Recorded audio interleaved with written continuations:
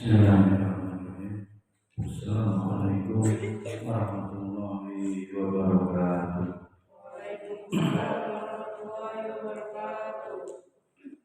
Innal hamdalillah nahmaduhu wa nasta'inuhu wa nastaghfiruh wa na'udzu billahi min shururi anfusina wa min sayyiati a'malina. May yahdihillahu fala mudilla lahu wa may yudlilhu fala hadiya lahu. Asyhadu an la ilaha illallah wahdahu la syarika lah wa asyhadu anna Muhammadan abduhu wa rasuluh. Wallahu ta'ala wa na'udzu billahi minasy syaithanir rajim. Bismillahirrahmanirrahim. Ya ayyuhalladzina amanu taqullaha haqqa tuqatih wa la tamutunna illa wa antum muslimun. Rasulullah sallallahu alaihi wasallam mensalaka tariqan yaltamisu fihi ilman sahalallahu tariqan ilal jannah.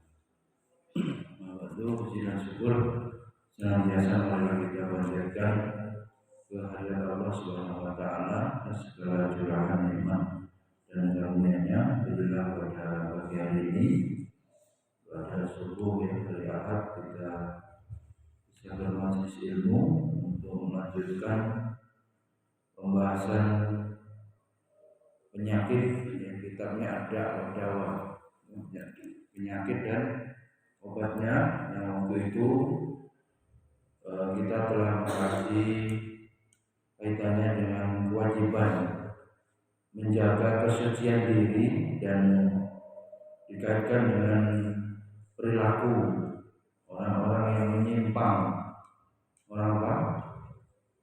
orang LGBT ya, kaum Lut ya, dibilang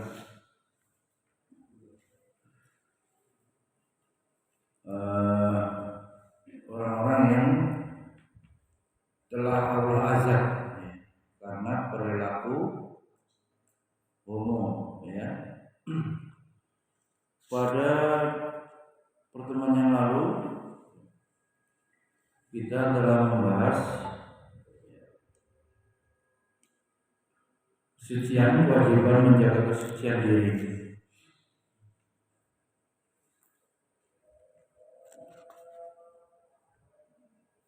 Kemudian Rasulullah Shallallahu Alaihi Wasallam bersabda, Innallaha yagharu wa innal mu'mina yagharu wa ghairatullah an ya'tiyal abdu ma hurima alaihi. Sesungguhnya Allah itu cemburu dan seorang mukmin itu juga cemburu. Adapun cemburunya Allah Subhanahu wa taala disebabkan oleh seorang hamba yang mengerjakan perkara yang diharamkan oleh Allah. Kaitannya ya sikap seorang hamba ya, itu seyogyanya ya, pengabdian ya, termasuk ketundukan, ketaatan, dan juga hamba harus mahabbah. Apa mahabbah? Mencintai Allah. Ini melekat ya padanya, paket ya. Jadi seorang mukmin itu harus mencintai Allah. Ya. Oleh karena itu orang yang kemudian melakukan maksiat ya, yang diharamkan oleh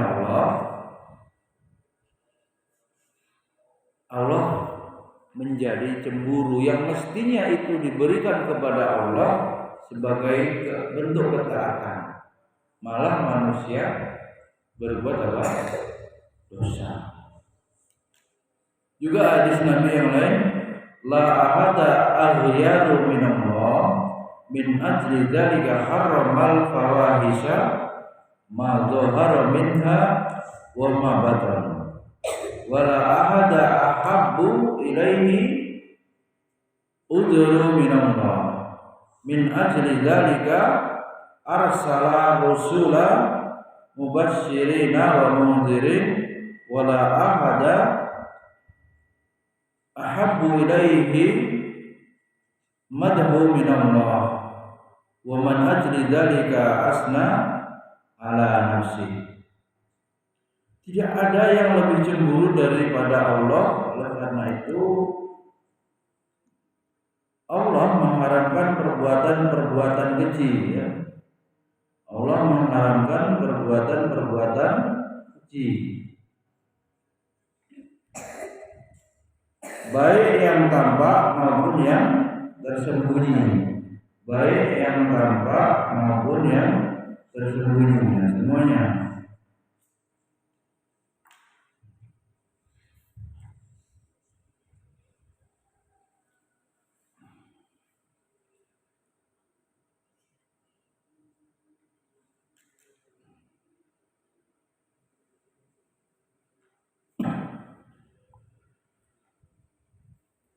Tidak ada yang lebih mencintai uzur, alasan daripada Allah.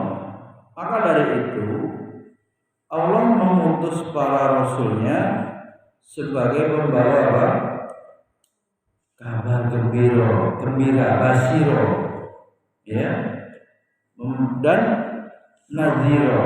Nih, kata santri, Rasul apa? Dua itu. Dakwah juga begitu. Apa yang pertama? Revan basyiro. Apa maknanya? Membawa kabar gembira. Yang kedua, nadhiro, membawa apa? Peringatan. Basyiro, nadhiro. Tidak ada yang lebih mencintai pujian daripada Allah. Karena itu Allah pun memuji diri Allah sendiri, ya. Wa min ajli dzalika asna ala nafsihi.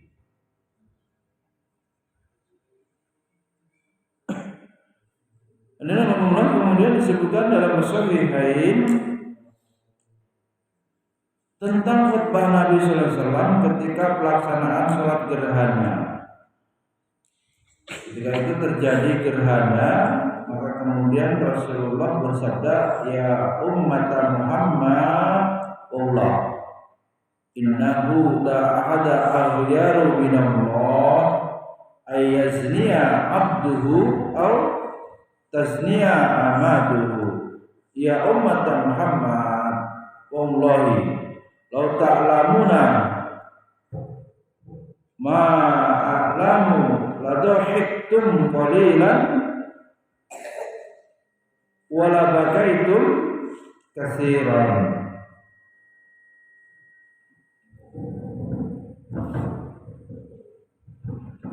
Wahai Muhammad, wahai umat Muhammad, demi Allah, tidaklah ada yang lebih cemburu daripada Allah. Ya umat Muhammad, wallah innahu la ahadu aghyaru minallah. Wahai umat Muhammad, demi Allah, tidaklah ada yang lebih cemburu daripada Allah jika hambanya yang laki-laki atau perempuan melakukan zina. Tidak ada yang lebih cemburu daripada Allah.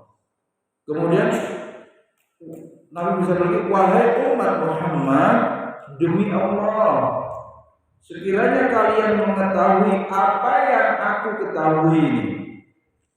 Pikiran dai, ya, Ustaz, santri, kalau sekiranya, ya, kata Nabi, kamu tahu, antum mengetahui apa yang diketahui oleh Rasul, oleh Nabi, Niscaya kata Nabi, antum akan banyak menangis. Kita akan banyak menangis daripada tertawa. Sekiranya kita itu taunya kayak taunya Nabi, pasti kita itu akan lebih banyak menangis daripada kita tertawa. Maknanya apa? Berat azab itu, ya, siksa itu syadidul iqab, dan orang-orang yang melakukan perbuatan zina nanti akan diberikan azab, dan itu Rasulullah yang tahu azabnya apa, ya, atau nasib seseorang Rasulullah tahu. Oh, ini berbuat zina ini, jadi tidak bisa menjaga diri kan gitu, tidak bisa li furujihim hafizun. Orang yang qad aflahal mu'minun. Gimana ini?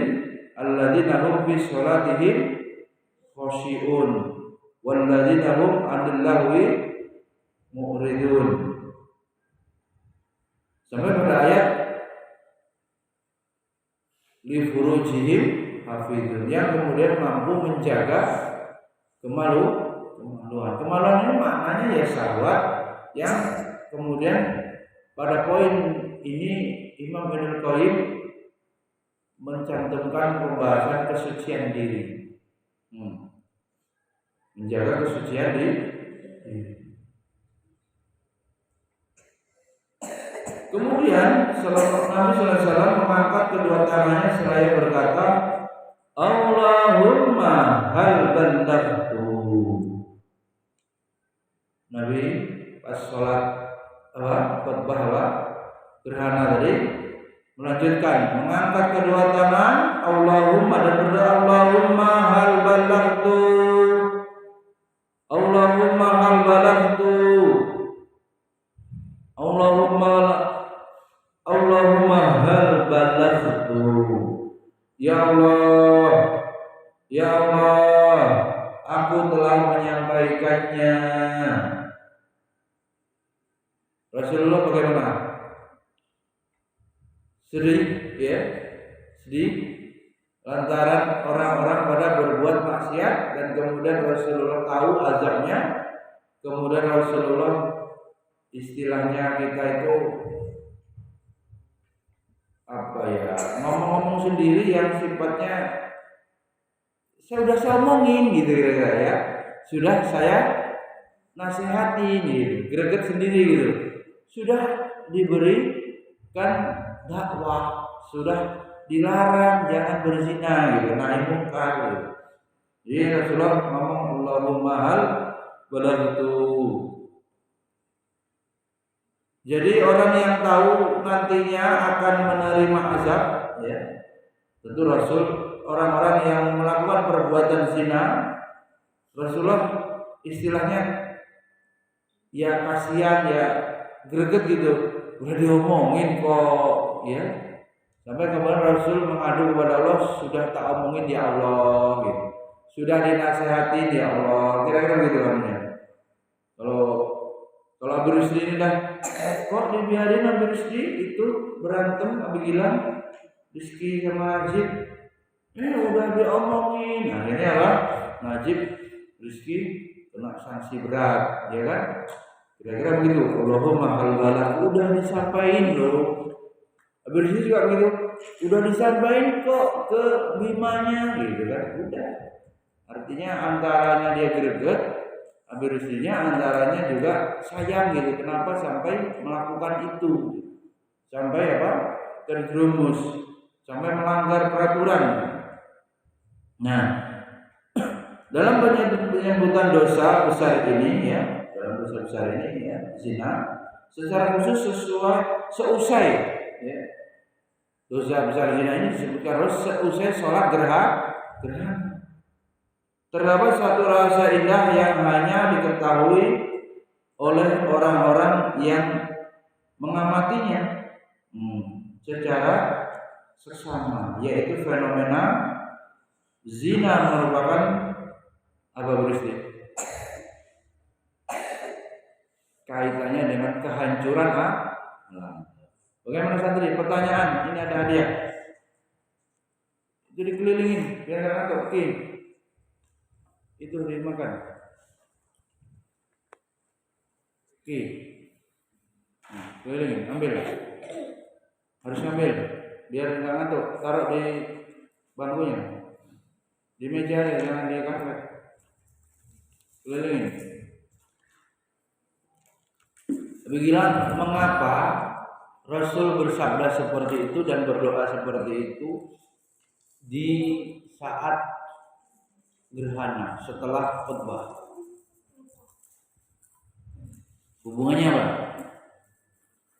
Itu ada piring. Hubungannya adalah ketika manusia sudah melakukan perbuatan zina, bahkan merajalela nasib, maka Allah akan menghancurkan alam ini.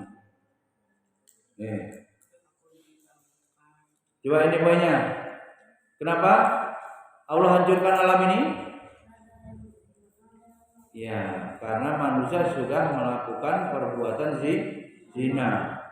Lantaran zina ini kemudian apa? Azab tuh turun. Azab itu kalau sering-seringnya kisah-kisah umat terdahulu seperti umatnya Nabi Lut, apa bentuknya? Dibalik, ditenggelamkan ke dalam bumi. Maka yang terjadi apa? Bumi ini rusak. Iya, diputer. Jadi terbalik, ya.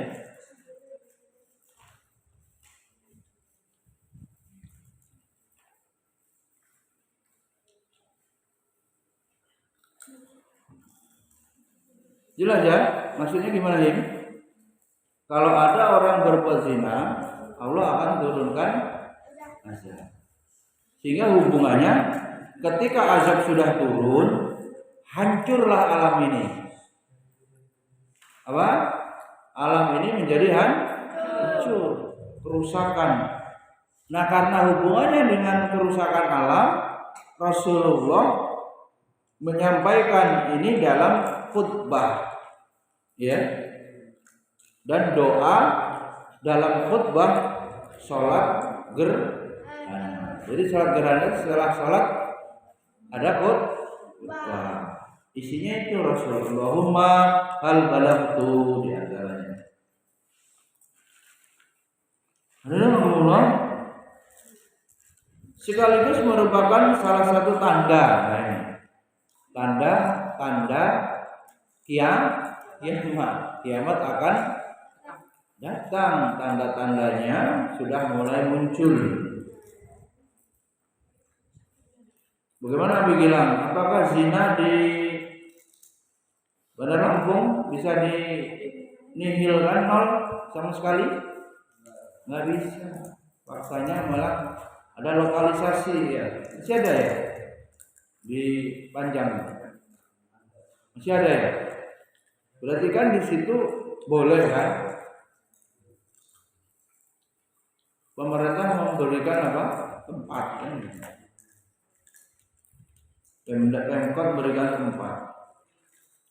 Hati ya. Jadi kalau ada perzinahan merajalela, Allah akan hancurkan alam dengan menurunkan musibah, apalagi musibahnya ini tenggelam, gitu. Dibenamkan ke dalam bumi. Hal ini sebagaimana disebutkan dalam Sahihain dari sahabat Anas bin Malik, dia berkata, sungguh aku akan menyampaikan suatu hadis yang belum pernah disampaikan kepada kalian. Aku mendengarnya dari Rasulullah Sallallahu Alaihi Wasallam, bahwasanya beliau bersabda, min asyaratis sa'ah ayyurfa'al ilmu wa yadharul jahlu wa tushrabul khamru wa yadharuz zina. Nah ini. Wa yaqillar rijal wa taksuran nisa hatta yakuna li khamsina imra'atan al-qayyimu al-wahid. Tulis artinya. Nabi bersabda, di antara tanda-tanda kiamat min asyratis sa'ah. Tulis. Di antara tanda-tanda kiamat.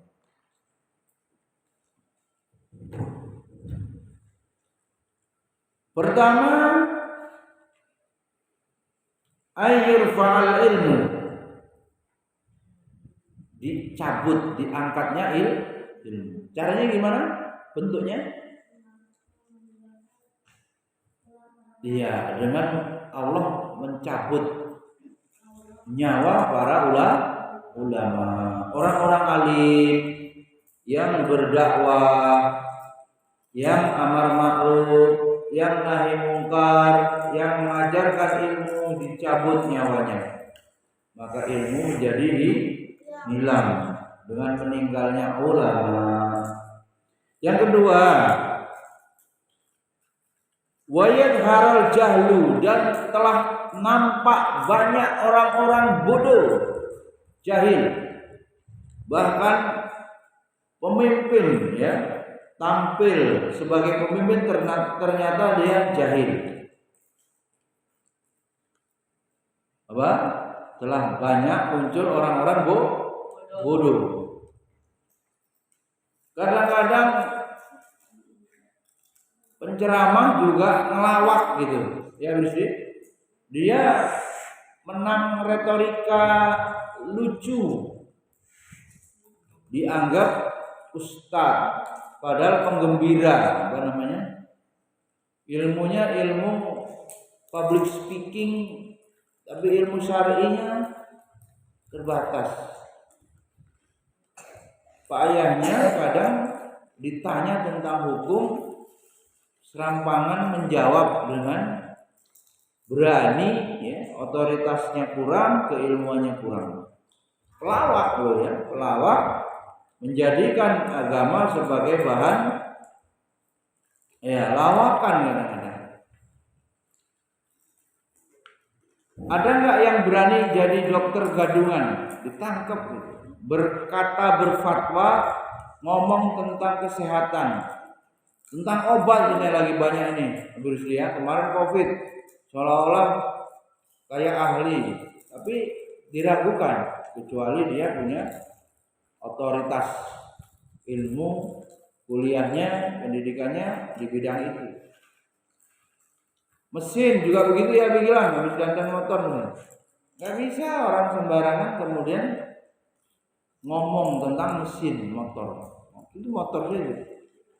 Dan banyak hal. Tapi cilakanya di negeri kita ini kalau urusan agama itu latah, berani banget. Berani sekali orang ada kecenderungannya menjadi seakan-akan ahli agama.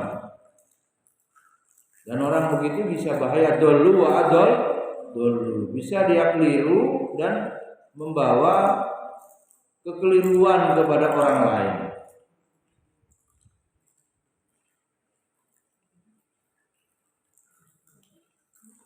Yang ketiga, setelah nampak kebodohan, wa tushrabul khamru. Tanda kiamat berikutnya akan ramai ini tersebar orang yang meminum minuman keras, khamr. Khamr kullu muskirin haram. Kaidah usul fikih, setiap yang memabukkan itu adalah haram. Maka turunan hukumnya narkoba yang bukan minuman pun juga menjadi haram. Apa yang memabukkan lain? Bukan. Iya, selain itu yang mabuk juga. Apa itu? Ngelem, ya. Nah, katanya disedot Ada yang cerita mantan ngeleng. Habis itu apa? Mabok. Apa-apa saja yang memabukkan substansinya, membuat akalnya hilang, sarafnya rusak, haram.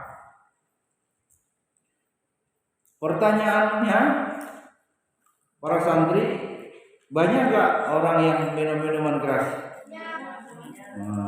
Berarti apa? Tanda-tanda kiamat sudah ada. Kiamat tidak lama lagi artinya.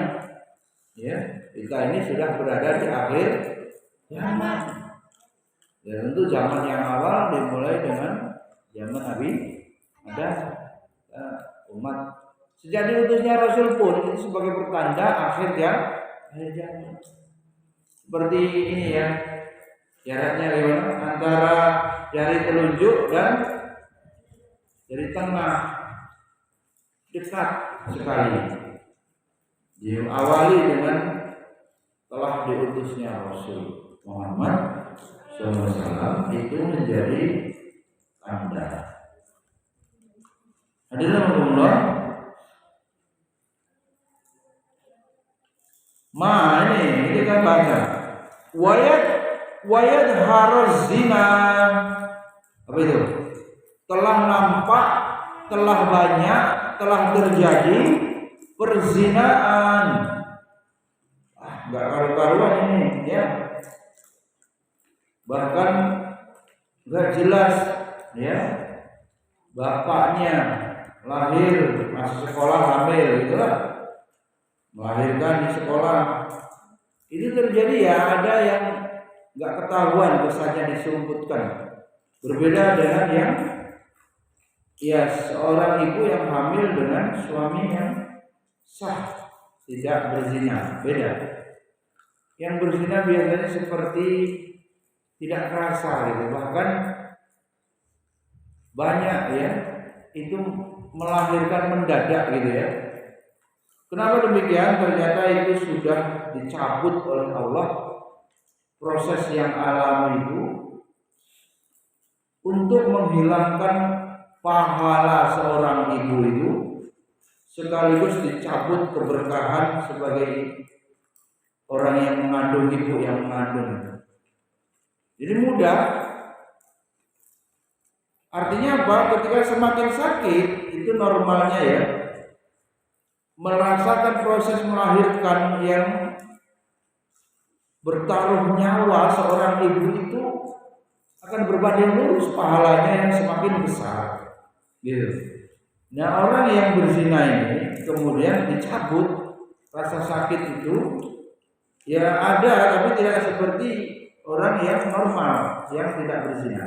Akhirnya kadang-kadang sambil sekolah bisa di kamar mandi tahu-tahu melahirkan, rasa. Sehingga apa? Sudah tidak ada lagi pahala yang didapat, yang ada dosa akibat perbuatan zina. Kalau zina kemudian kita turunkan, bukan hanya karena ada hadis Nabi, setiap anggota tubuh berpotensi berbuat zina. Apa saja?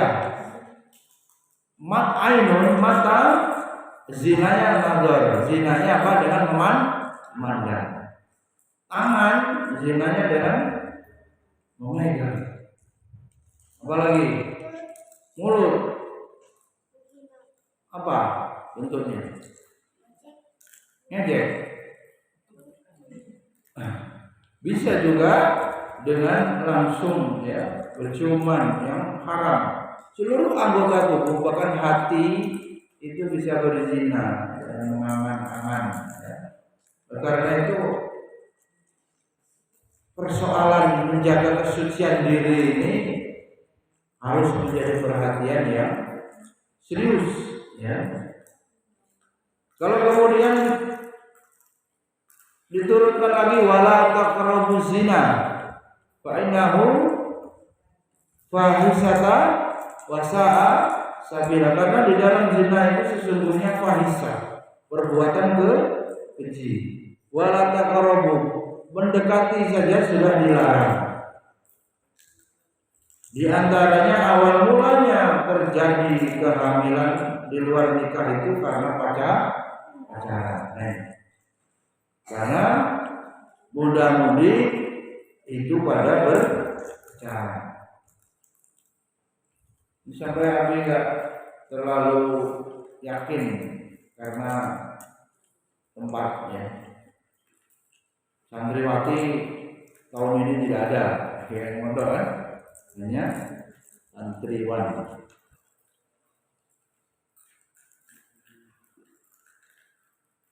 Alhamdulillah.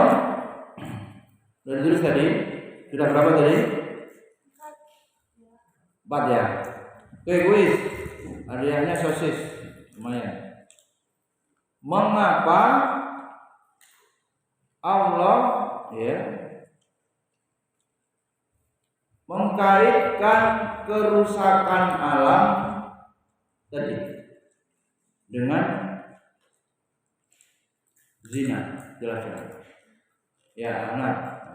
Kalau salah nanti Abdullah. Kenapa? Abi-abinya juga boleh.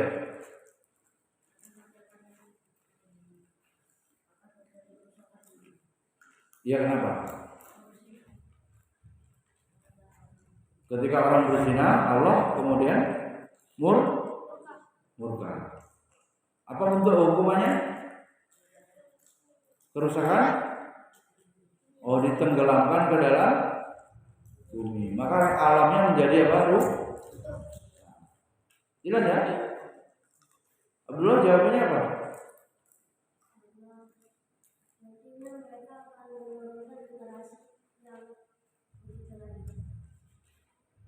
Ya, Abdullah lebih jauh lagi kemudian kerusakannya disarah pada turun-temurun ya, gen. Walaupun yang dimaksud ini alam, tapi Abdullah memberikan pandangan seorang pezina kemudian akan melahirkan anak zina, nurun. Ya, memang ya. Ada kemudian resiko akan diikuti kembali oleh anak keturunannya. Nih, satu.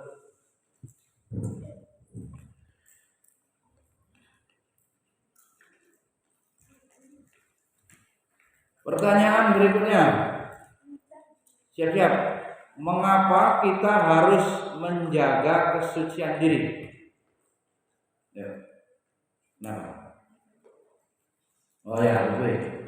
Agar kita bisa terjauh dari perbuatan yang buruk, salah satunya zina. Ada dalilnya. Ini hubungannya juga dengan pelajaran khusus di pondok kita. Pelajaran yang diajarkan Abu Rizki. Pelajaran malam. Nah, apa tujuannya? Agar kita bisa terjauh dari perbuatan buruk. Iya, tasfiyatun nafs itu artinya apa? Penyucian jiwa. Jiwanya bisa suci diantaranya dengan menjaga diri, diturunkan diri di sini diantaranya li furujihim hafidun, orang yang bisa menjaga kemaluan. Maknanya tidak berbuat zina. Ya. Terus. Kemudian kita lanjut wa yadhharu zina wa yaqilar rijalu.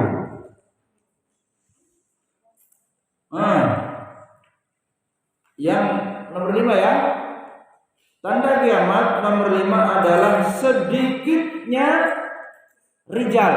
Mana rijal? Laki-laki. Jumlah rasio bandingannya laki-laki dan wanita banyak mana? Wanita.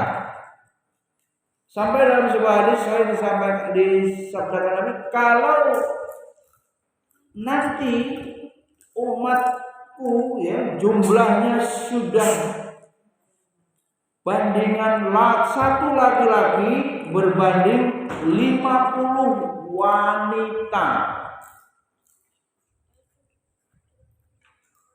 Berapa sih?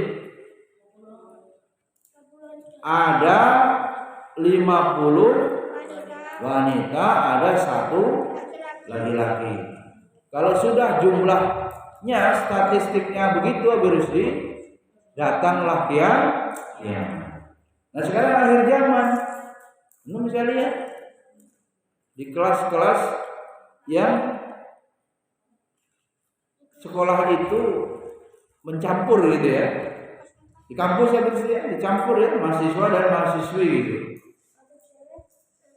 Kebanyakan apa? Jumlahnya, gendernya wanita.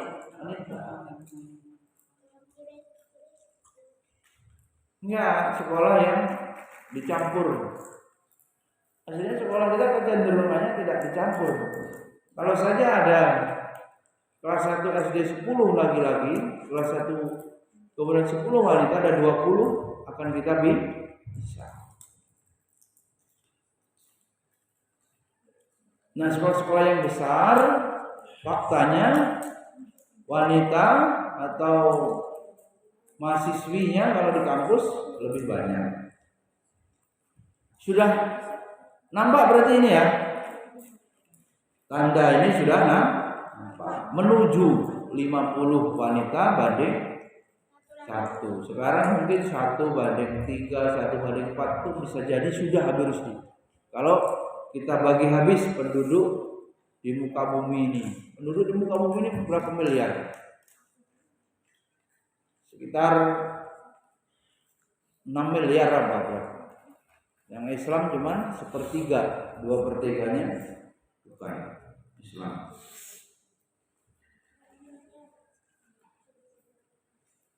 Wa yaqilur rijal wa taqsurun nisa hatta yakuna li khamsina imra'atan.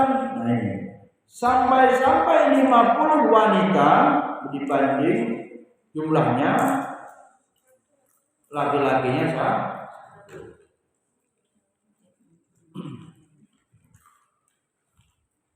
Ini disebutkan kalau antum mau lihat di kitab induknya, harusnya mahasiswa boleh ya berisi ya.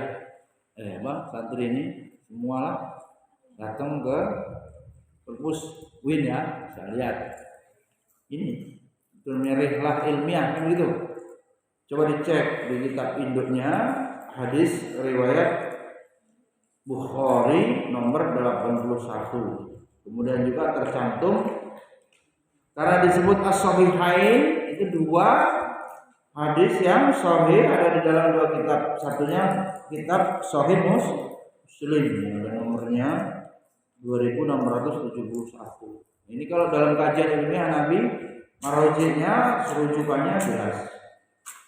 Maknanya kitab yang dikarang oleh Imam Ibnu Qayyim ini kemudian mengutip ya, menukil hadis yang ada di dalam Sahihain, kitab Bukhari dan Muslim. Ini adalah sunatullah, jadi sunatullah ya. Sunatullah akan berlaku itu tadi. Tanda-tanda itu akan berlaku. Akan tiba masanya, maka kita ya, harus betul-betul ya, menjaga diri. Ketika zina sudah tampak, ya, Allah Subhanahu wa taala menjadi sangat murka. Menjadi sangat murka. Ketika Allah murka, ini hukum kaitnya tadi, Allah akan menurunkan azab sehingga bumi ini terkena akibat dosa manusia itu. Ya.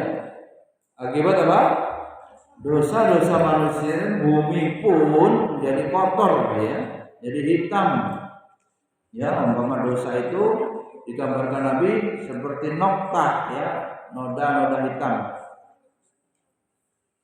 Sehingga bumi kena hukuman, dibalik bumi itu. Jadi Allah ya Enggak main-main ini ya. Berarti dosa besar.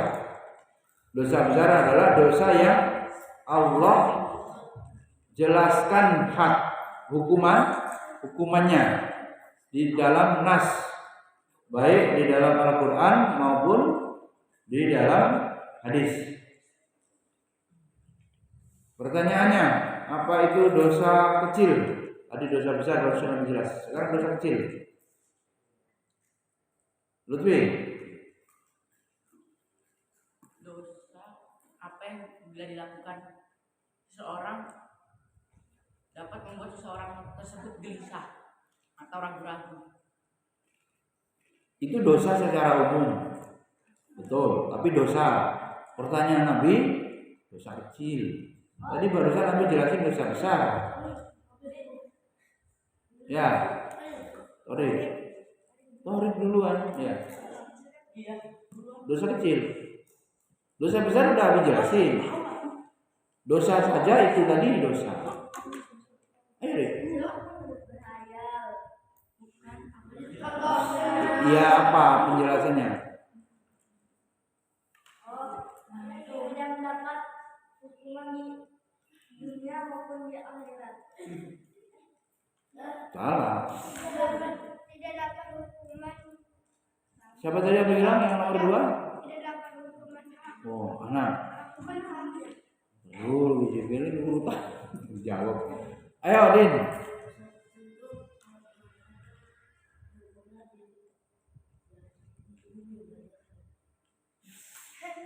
Enggak. Ya, Abdullah. Dosa kecil itu dosa yang mendapatkan sanksinya di akhirat, tapi tidak mendapatkan dosa di dunia. Oh, jangan. Nasib. Ya lawannya dosa besar loh, ya. Itu dosa yang tidak mendapatkan hukuman di dunia, tapi mendapatkan dosa di akhirat. Hukuman di dunia ini maksudnya seperti rajam.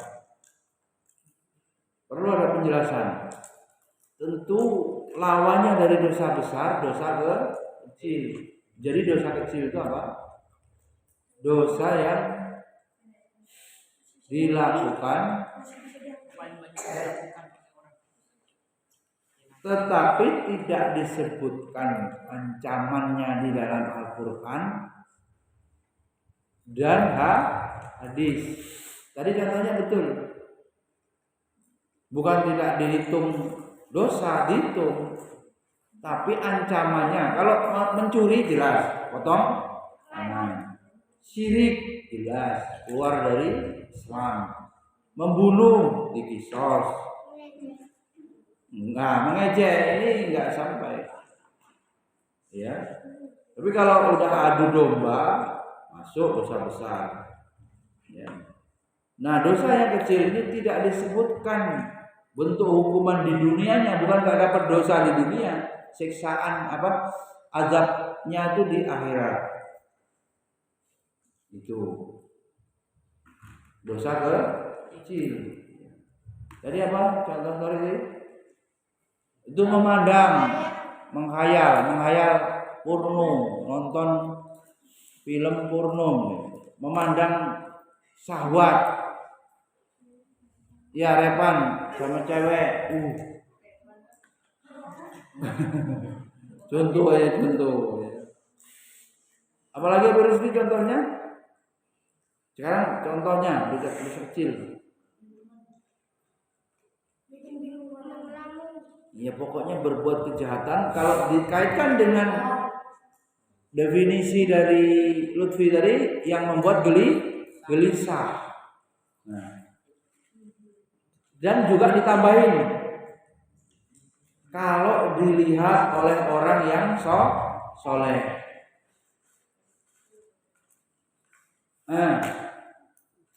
Buka aurat mana? Rehan mana?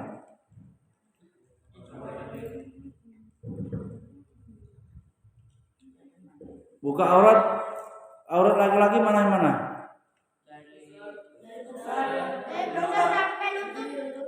Berarti main bola gimana? Terus bilang celananya antara apa ini lutut ya sampai kelihatan kan? Gimana itu? Membuka aurat berarti kan? Atau pakai celana pendek, pusatnya kelihatan laki-laki ini, ya kan? Kalau pakai singlet masih mending kan? Pakai tahu lah singlet kan?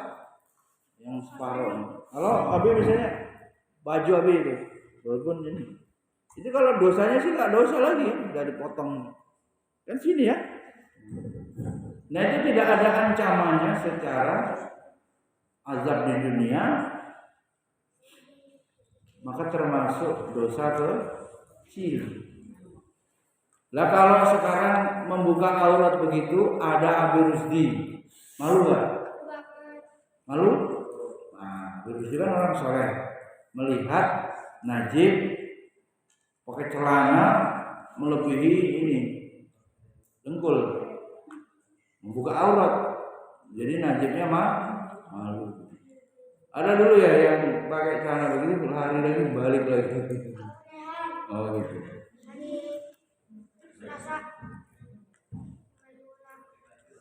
Hadirin Allah, Abdullah bin Mas'ud dilanjutkan ya berkata, tidaklah tampak zina dan riba pada suatu daerah. Ini udah tugas nih. Perhatikan, ini tugas dakwahnya. Tidaklah tampak zina dan riba. Waduh, riba ini masuk juga ya. Zina tadi sudah dijelaskan banyak, sudah terjadi. Nah apa hukumannya? Apabila di daerah itu banyak terjadi zina, Allah telah mengizinkan kehancuran daerah itu.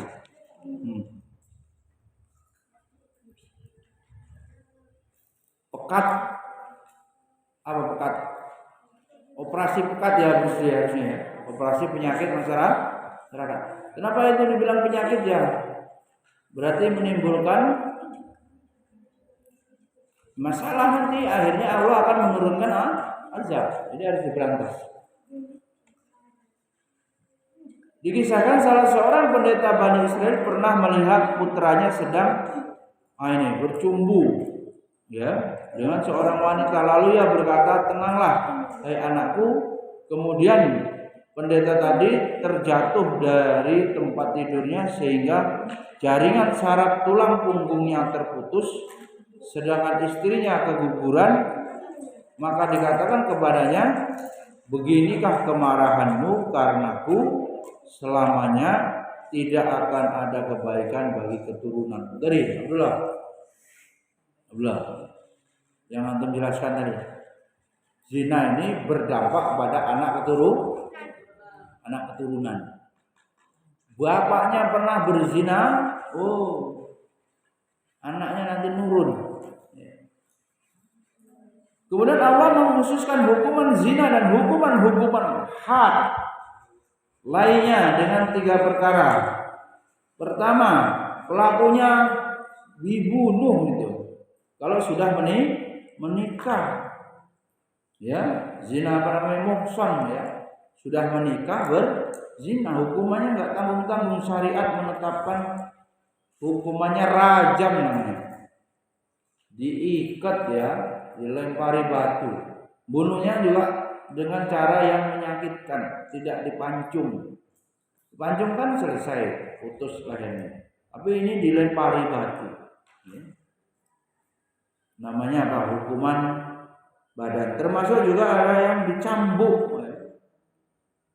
Kalau ringan. Nah, oleh karena itu para santri kita ya berupaya sekuat tenaga untuk menjaga diri ya, menjaga kesucian di diri. Ngeri sekali ya, hukumannya. Kedua, dalam agama Islam Allah melarang para hambanya untuk berbelas kasihan kepada para pezina. Dibiarin ya. Dengan tidak menegakkan hukum had atas mereka, sebab Allah mensyariatkan hukuman ini justru sebagai bentuk kasih sayang dan rahmatnya. Secara umum ketentuan ini terdapat kepada seluruh hukuman hadnya, tetapi disebutkan secara khusus untuk zina dikarenakan besarnya kepentingannya, sebab mayoritas manusia tidak mendapati kekerasan dalam hati mereka terhadap pelaku zina. Ini sebagaimana halnya perasaan keras yang mereka dapati terhadap orang yang mencuri. Tuh, ini sikap ya. Orang mencuri gimana? Ini sikap. Sama-sama dosa. Coba dosa zina sama dosa mencuri sikapnya mana? Nih. Kalau mencuri gimana masyarakat? Langsung ditangkap. Bahkan dimasa, dipukulin sampai banyak yang meninggal. Tapi zina enggak. Masih, apalagi kalau zinanya masih pacaran gitu, kita lihat malah dikasih tempat kan, kadang-kadang tempat apa itu, anak-anak muda-muda bertemu gitu, wisata ya, dibungkus dengan wisata, di situ di sini orang pacaran. Ini masyarakat responnya begitu, sikapnya.